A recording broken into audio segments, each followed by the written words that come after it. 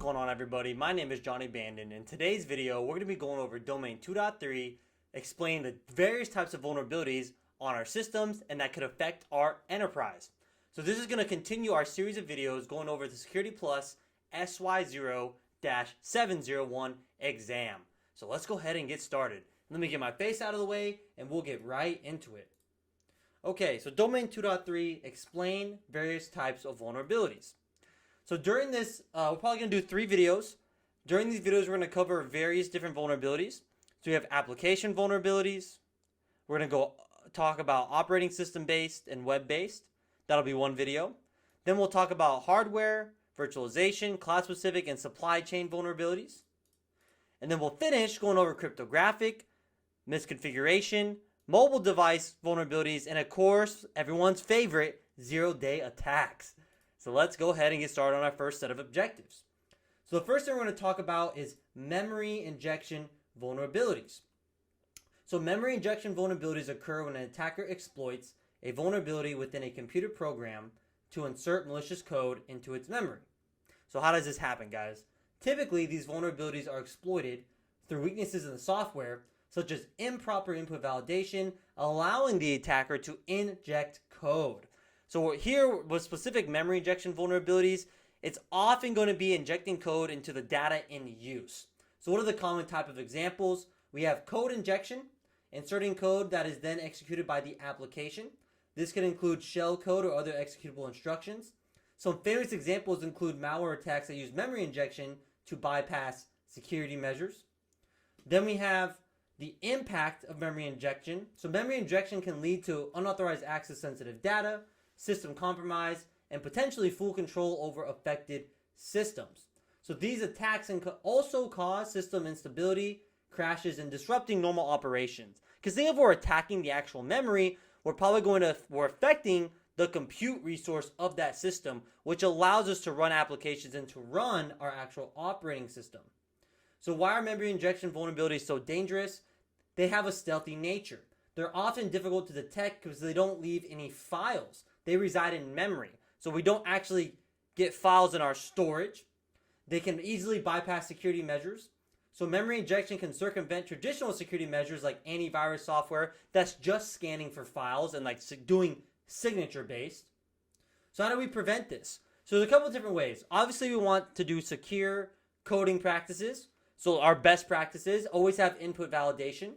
We want to have some buffer overflow protections. So implement bounds checking and avoid dangerous functions prone to buffer overflows, like the str copy and the C coding language. We don't want to do that. We can have some memory management techniques. So we can implement things like ASLR, which is the address space layout randomization. ASLR randomly arranges the address space positions of key data areas, making it difficult for attackers to predict where their injected code will reside. So ASLR, guys, stands for address space layout randomization.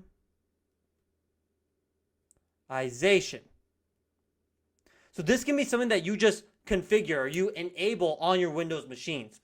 Other ways to prevent this, we could have data execution prevention. So DEP prevents certain areas of memory from being executed, helping to stop execution of injected malicious code. And then we have just regular things we can do. We can always make sure that we have our patches applied correctly, making sure we have good patch management. What else can we do, guys? We can also have good security tools and monitoring. So if we have antivirus or anti-malware software solutions installed on our endpoints, we can do more than just signature-based attacks. We can implement some behavior analysis, some heuristic analysis, where we can notice spikes in compute resources, and then we can get alerted about those spikes.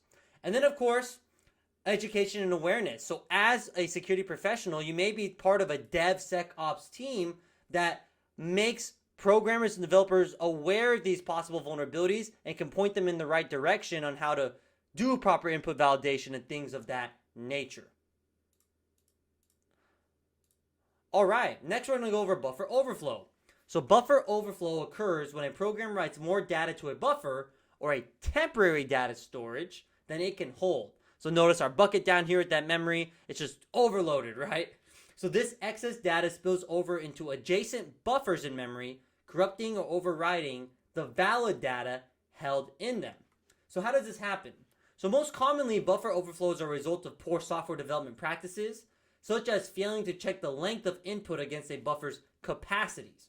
So this goes into the development again of when we're building a program and then that program gets allocated memory. Are we allocating the correct amount of memory? And do we have, are we giving memory back, right? As the program ends, are we releasing that memory back to the system? So understanding the mechanics. So buffer and memory allocation. In programming, buffers are allocated specific memory sizes. And when data exceeds this size, is inputted without proper checks, it leads to overflow. So stack and heap overflows. Buffer overflows can occur in the stack or heap segment of memory. Stack overflows are more common and dangerous as they can override the program's execution flow. So a famous incident, guys, was something called the Morse worm and code red worm. There are two well-known incidents that exploited buffer overflow vulnerabilities. If you want to look them up, just sometimes it helps us during our studies to actually look at some real-world cases. So that's the Morse worm and the code red worm. And you know, worms are a type of malware that are self-propagating. So how can we protect against buffer overflow attacks? Of course, we always want to have input validation. We want to do something called bounds checking in our development, where we implement bounds checking in the code to prevent data from exceeding buffer limits. Avoid unsafe functions. So some programming languages like C have functions known to be unsafe, using safer alternatives, right? So a good example in C, we have this copy command. That's an unsafe function. We can use a safer alternative like this command here. And this is in the C language, okay? There's going to be other examples as well. Like using modern languages is something we can do. Modern programming languages like Python, Java, or C++ have built-in mechanics to prevent buffer overflow. All right. Now let's go over something called the race conditions. These are also called time of check and time of use. So a race condition occurs in a computing system when the system's behavior depends on the sequence or timing of uncontrollable events. It typically happens when multiple processes access and manipulate the same data concurrently, and the outcome depends on the order of execution. So how does this happen? So this vulnerability arises in multi-threaded or distributed systems where processes operate independently and can occasionally intersect. So an example of a race condition, guys, a common example is the check then act scenario. If two processes are checking a condition, like let's just say the availability of a resource. So if we're checking like, is this resource available? And then acting on it, like actually writing data, the second process might intervene after the first process is checked, but before its action, leading to an unexpected result. Very famous one, right? I kind of have set right here. The first person to kind of do a race condition in an active environment did it using Starbucks gift cards, where essentially he tried to keep transferring $5 Starbucks gift cards to each other at the same time concurrently. What it was supposed to do is bring one gift card to 0 and the other gift card to 10. But what it actually did was bring one gift card to 10 and the other to 5. And then he kept doing that over and over. And this was a first real live example of a race condition happening to an actual, I wouldn't say enterprise, it was just on Starbucks website, to an actual web application. So some famous ones, right? The exploitation situations have been seen in various contexts, including file access permissions operating systems, and also financial transaction handling and banking systems. And again, now that happens, but that Starbucks one was probably, it was the first one and the most famous one. So actually, let me look it up here. Bring up a new tab. So it was Igor Homakov that actually did this. He was a security consultant, and I think he still works in the cyber landscape, or at least in the field, right? So bring this into view here. So you can see if you want to read about it. Where is it? Yeah, researcher who exploits bug in Starbucks gift card gets rebuked, not loved. This is just, you know, if there's other articles that just go into the actual, like, the science behind it, right? What actually happened. But that is a race condition. So prevention, if you want to prevent this, is make sure you just have atomic timing when you're actually executing data, okay? All right, malicious updates. So what is a malicious update? So this is going to go over software updates that are intentionally designed to harm or compromise a system that can be disguised as legitimate updates from trusted sources, but instead contain harmful code. So let's understand the mechanics. So how do we distribute this? How does this actually happen? So malicious updates can be distributed through official looking emails, websites, or even through compromised update servers. So what we're saying here is that we could have some social engineering at play where we get an email in our inbox that says we need to patch, and being our unsuspecting user, we just go ahead and do that, right? This could be a compromised software update server. So sometimes on our enterprises, we don't want to just apply the patches and updates straight from Windows or straight to our Linux box. We could have patch repositories, or we could have our own centralized patching system and server that maybe if that's compromised, right? So how can we defend against this? Obviously, it's going to be user awareness. Don't fall victim to social engineering. Use trusted sources. And then also when you want to verify the authenticity. So if there's a hash to check the hash, right? You want to make sure that we also don't allow the users themselves to actually be able to run updates and patches. You just don't want to do that.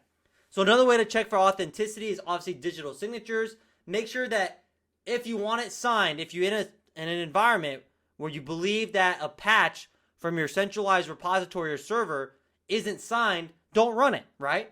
Don't actually run that update. And then on the back end, how can we be reactive to it?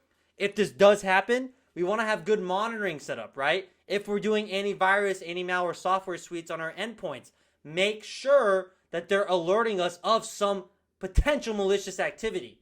If we have intrusion detection systems, make sure that that notification and alerting is set up properly as well. All right, SQL injection. So SQL injection is a type of cyber attack in which an attacker manipulates a standard SQL query to gain unauthorized access or to manipulate a database. So get unauthorized access to a database or to manipulate it in some way. So how does this typically occur? So SQL injection attacks occur when a web application uses user input fields in its database queries without proper validation, input validation, or sanitation. So attackers can use this input field to input malicious SQL code into forms, search boxes, or URL parameters that the application will then execute. So what we're saying here is, like when you log into a website, let's say this is your login page. And let's say it allows you to put a username. Well, if you're allowed to put in some SQL code and you don't actually sanitize that or do input validation on the back end where you say, hey, don't accept this sequence of letters and numbers, and you're allowed to execute that, now you can do very malicious things like drop a whole SQL database or actually get access to the database, which you're not supposed to, right? You're supposed to have that separation, front end to back end to database, have API endpoints that allow you to access database information. You don't want direct access to that SQL database. And if you do get access because this front end doesn't have proper input validation, well, someone could really cause some damage and they can make changes on your SQL database, which you don't want. So the impacts of it, right? Obviously data breaches, data manipulation, and then bypassing authentication. And then how do we protect it? So obviously with input validation and sanitation, that input validation, guys, is essentially just saying that, hey, we're only going to allow you to use 1 through 9, A through Z, lowercase and uppercase, I don't want to write it out, and then some special characters. But we're also going to have maybe like a third-party library that we can use that does input validation for us that says, hey, these common character sequences don't allow, because that could be a SQL injection or an LDAP injection, or what we're going to talk about, a cross-site scripting attack. Other ways to prevent this is something they like in the cybersecurity, the term is called parameterized queries. A fancy way to say drop-down menu. Okay? Drop-down menu. Essentially, instead of leaving an open input field where I can type anything I want in there, you instead just do a drop-down menu. And we call those parameterized queries, okay? So that's kind of like the technical term of doing a drop-down menu. We have stored procedures. So we can utilize stored procedures in the database, which predefines SQL code and strictly control what SQL commands can be executed. So that's going to be on the back end, right? And then obviously error handling. We want to have good error handling. So if someone does do a SQL command, we don't want to give an error that gives away too much information, right? And then since this is an attack that uses HTTP, because anytime you're submitting something or you're doing a request on a website, that's an HTTP call or method or communication or request. One thing we can implement, especially if we're doing something cloud-based or even if it's on-prem, is web application firewalls. Web application firewalls are going to specifically defend against HTTP attacks, okay? That's something we can also do to defend ourselves and do prevention. Okay, the next type of front-end attack is going to be cross-site scripting. So, what is cross-site scripting? This is a type of security vulnerability typically found in web applications that allows attackers to inject malicious scripts into web pages that are viewed by other users. So it's essentially the same thing as SQL, except we're doing some HTML tags maybe, trying to run a malicious script via JavaScript. So this happens when, again, we don't have the proper validation or proper input validation. So there's going to be a couple different cross-site scripting attacks we're going to talk about here. So we have reflected cross-site scripting, and yes, it's represented with XSS, guys. That's cross-site scripting. It's an X, okay? So we have reflected cross-site scripting. This occurs when the malicious script comes from the current HTTP request. This type often involves tricking a user into clicking a link or submitting a form with the malicious script embedded in the URL or form data. So this is kind of like unknown to the user, right? This is where we already have infected that front end of that website, and now the user's running something malicious for us by hitting submit or clicking something that runs our malicious script. We have stored cross-site scripting. So this is where the malicious script is permanently stored on the target servers, such as in the database, message form, visitor log, or comment field. It is then unwittingly delivered to other users. So imagine we have some sort of forum or we have discussion comments and we're not doing proper input validation on those. Someone could leave a link on there that a user is then going to click because maybe that forum is global, right? That's stored cross-site scripting. Then we have DOM-based cross-site scripting, document object model. The vulnerability exists in the client-side code rather than the server-side code, where the attacker manipulates the document object model of the web page and the user's browser executes that script. So what's the impact, guys? It's the same thing as, not the exact same SQL injection, but we're worried about the same things. It's our data theft, session hijacking, stealing some maybe secured or authenticated cookies and tokens that then can be reused. Kind of getting into cross-site request forgery with that one as well. Spreading malware. So cross-site scripting can be a vector for spreading malware, performing phishing attacks. So how do we protect it? So it's going to be a lot of the same practices. We're going to make sure that we are validating and escaping user inputs, doing proper input validation. We can do content security policy, or CSP. So we use content security policy headers to restrict the browser from executing scripts from non-trusted sources. That's in our HTTP headers, right? The use of secure coding practices. So avoiding inline JavaScript. So where possible, you want to avoid inline JavaScript and inline event handlers, which can be hard to control and sanitize. Do code reviews, right? Make sure that we're doing code reviews that we have proper input validation. Do the security testing. Do some dynamic analysis or dynamic application security testing to identify where you may have cross-site scripting. And then, of course, just educating developers and users about how to protect, pointing these developers in the right direction to get them documentation on how to protect from cross-site scripting attacks. All right, let's go ahead and do our quiz, guys, and let's go do some check on learning. So let me bring this quiz up. All right, now let's go ahead and take our domain quiz here. So application, operating system, web-based attacks. So this is going to be our practice exam software that if you purchase our self-paced or our in-person or live virtual training, you get lifetime access to this. So every single question is going to have explanations, and we're going to have quizzes for every single subdomain and subsection within that domain. So let's go ahead and do it. So what I'm going to do is I'm just going to read the question, pause the video, try to answer it yourself, and then I'm going to answer it and go over the explanation. Let's hope I get it right. And then some questions we're just going to answer, a total guess, just to show you how the explanations work and how you get instant feedback on our system. So question 1. Which is a key measure to prevent cross-site scripting attacks? I'm going to go with B, validating and escaping user inputs. That is correct. Question 2. Which of the following is an effective strategy to protect against malicious updates? I'm going to go with C, kind of between B and C right here, but since it's specifically talking about updates, I'm going to say regularly updating software from trusted sources. D would work, right, if you just disable all software updates, but someone can still click a link and do it themselves. But it's a potential. Installing antivirus software, it may prevent something from getting installed, but it still can't prevent that user from clicking the link. And at least when we regularly updating software from trusted sources, kind of the same is true. We can never stop a phishing attack. Well, with user awareness we can. But at least with this, we make sure that we only get it from trusted sources and we just hope that a user doesn't mess that up. What is the primary method to prevent memory injection vulnerabilities? Input validation.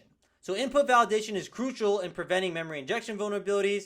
By ensuring that all input is properly validated, it becomes more difficult for attackers to inject malicious code into the system. What is the primary defense against SQL injection attacks? Obviously, we just went over this. Prepared statements and parameterized queries. That's where we say, hey, you only have this to choose from. We're not going to allow you to even type something in that input field. Question 5. Time of check to time of use vulnerabilities are a type of race condition, right? That's a softball. So yes, race conditions are a time of check and time of use vulnerability. Question 6, I'm just going to quickly answer because I want to show you guys. So which of the following is a common cause of buffer overflow? So if we do get it wrong, you see that we do have an explanation down here. And this bar right here is kind of giving that instant feedback on how you did on the exam. So what is a common cause of buffer overflow? It's insufficient input validation. So again, with those memory attacks, really a lot of these attacks come down to having proper input validation. Let's check out our results.